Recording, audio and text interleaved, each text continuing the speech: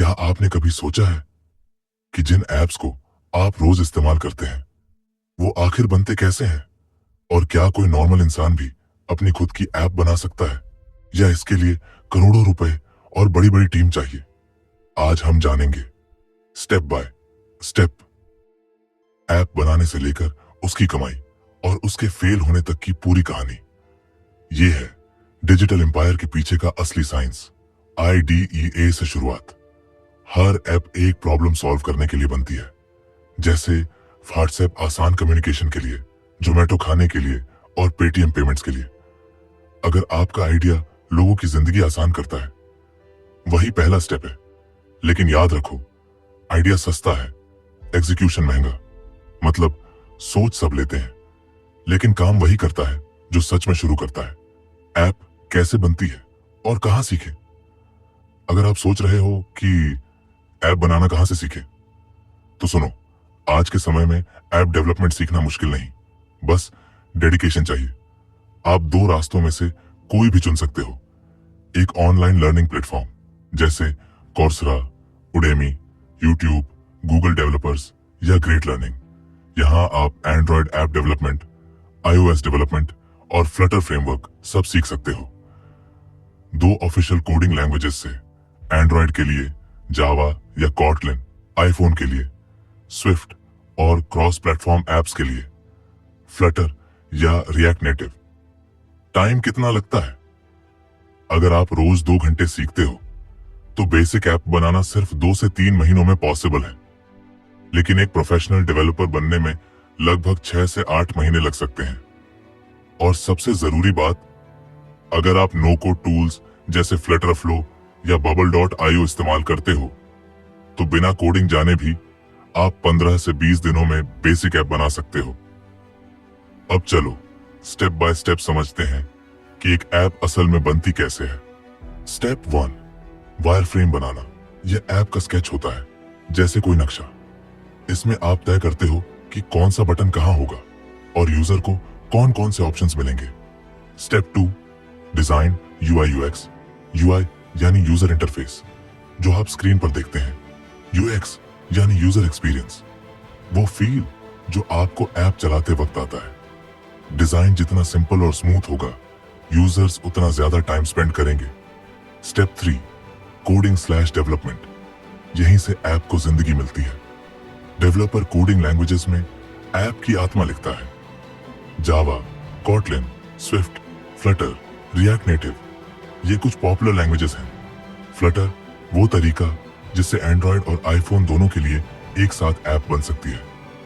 Step 4, backend setup. Backend वो हिस्सा है जो यूजर को नहीं दिखता, लेकिन वही ऐप का दिमाग है।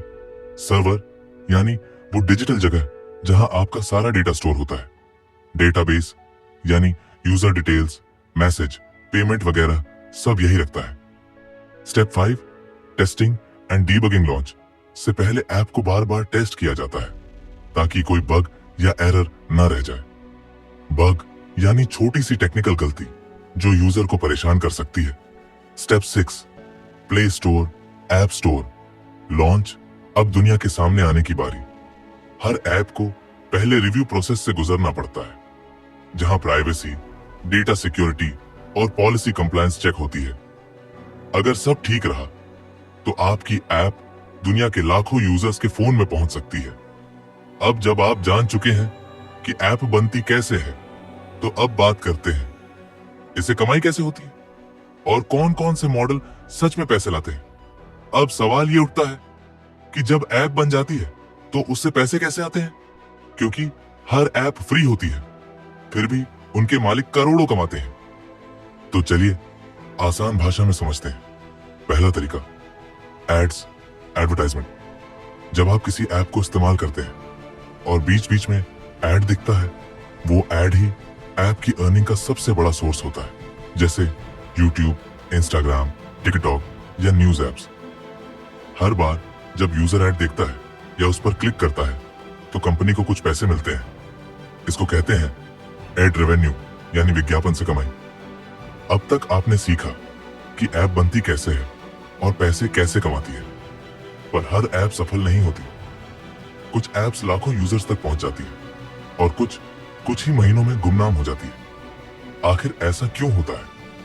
चलिए आसान शब्दों में समझते हैं। सफल ऐप्स में क्या कॉमन होता है?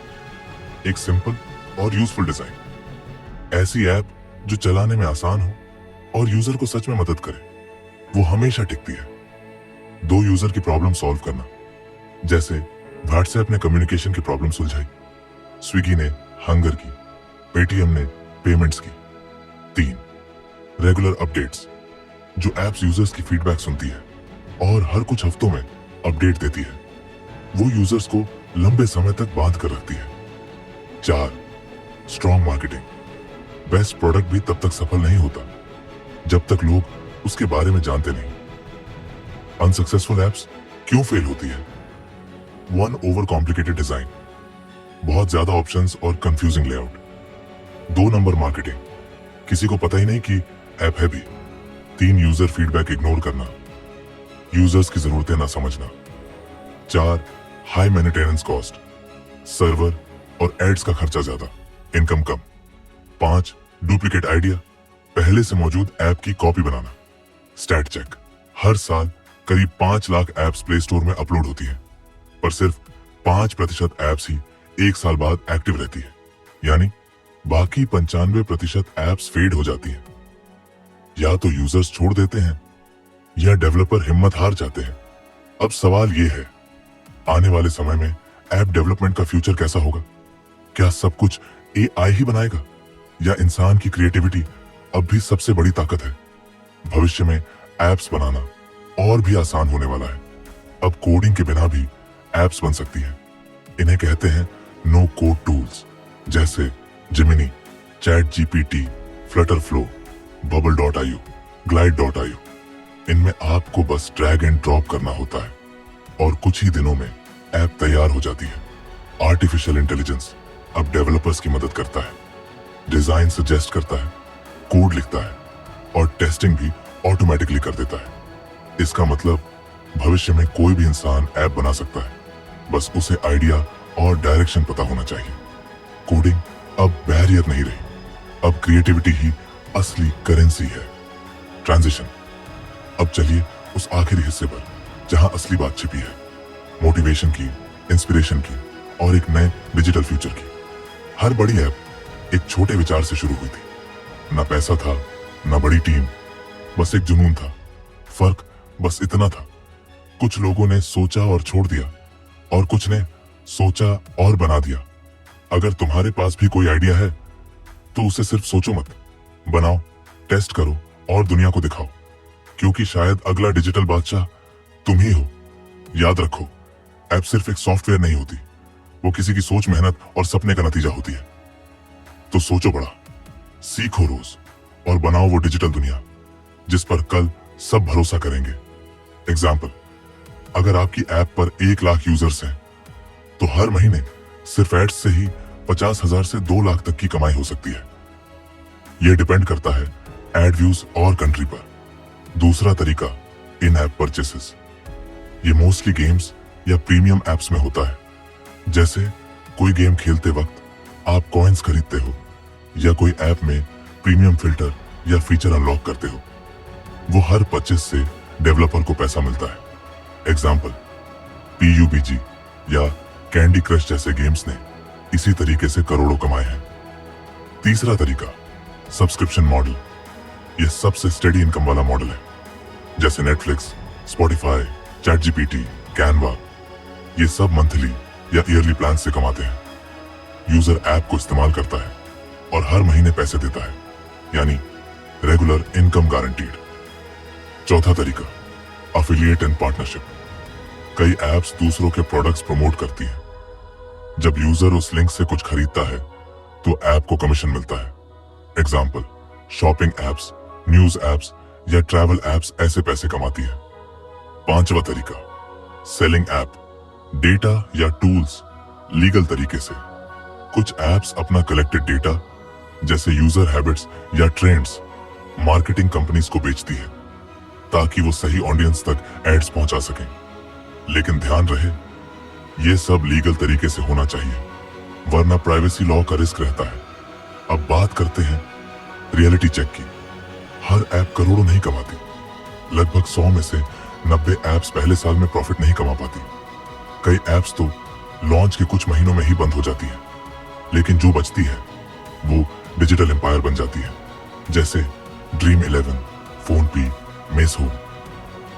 इन सब की शुरुआत नॉर्मल थी, लेकिन आइडिया सॉलिड था, और आज ये हर महीने लाखों से करोड़ों रुपए कमाती है। सिंपल रूल, जितने ज्यादा यूजर्स उतना ज्यादा ट्रैफिक और उतनी ज्यादा अर्निंग। ऐप एक डिजिटल शॉप की तरह है। यूजर्स आते हैं, एड्स देखते हैं, फीचर्स खरीदते हैं, और आप हर एक्टिविटी से पैसा कमाते हैं। तो दोस्तों, उम्मीद है आपको ये वीडियो जानकारी देने वाला और सोचने पर मजबूर करने वाला लगा होगा।